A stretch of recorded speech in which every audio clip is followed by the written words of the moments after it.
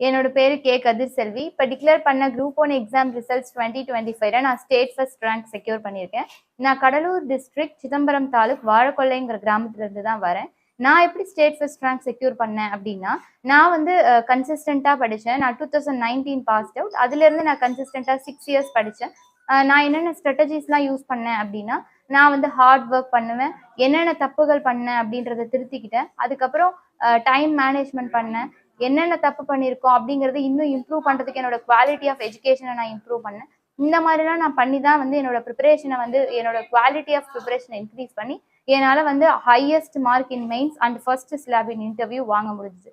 So இப்போ உள்ள படிக்கிற ஆஸ்பிரன்ஸ்க்கு நான் என்ன சொல்ல விரும்புகிறேன் அப்படின்னா, இப்போ வந்து நீங்கள் ஒரு டைம் தோத்து போறீங்க அப்படிங்கிறதுக்காக நீங்கள் வந்து உடஞ்சு போயிடக்கூடாது. கண்டிப்பா திரும்ப படிக்கணும். நானே போன எக்ஸாம்ல வந்து குரூப் 2 எக்ஸாம் நான் எழுதியிருந்தேன். அதுல எனக்கு கிளியர் ஆகல. அப்ப நானும் ஒரு ஃபெயிலியர் சந்திச்சு தான் நான் இந்த இடத்துக்கு வந்திருக்கேன்.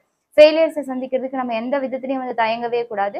அதனால உங்களுக்கு வந்து ஒரு ஃபெயிலியர்ஸ் வந்துருச்சு அப்படின்னு நீங்க வருத்தப்படாம கன்சிஸ்டண்டா ஒர்க் பண்ணிட்டே இருங்க. ஹார்ட் ஒர்க் பண்ணுங்க. கண்டிப்பா சக்சஸே உங்களை தேடி வரும். ஆனா நீங்க வந்து உங்களை வந்து எக்யூப் பண்ணிக்கணும். லாஸ்ட் டைம் நீங்க என்ன தப்பு பண்ணீங்களோ அதை எக்காரணத்தை கொண்டும் அந்த தப்பை நம்ம நெக்ஸ்ட் டைம் பண்ணக்கூடாது.